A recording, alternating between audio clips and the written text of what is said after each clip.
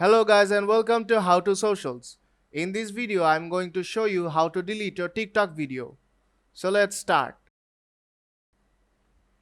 First, open the TikTok app.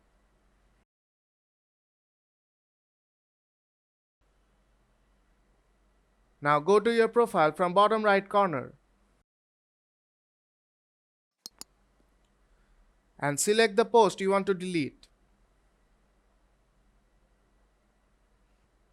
Now tap on the three dots on the right hand side. Here you will get many options. Swipe left and you will see the delete option. Now tap on the delete button and tap delete again. And your video will be deleted. So if this video helped you out, don't forget to leave a like and see you in the next tutorial.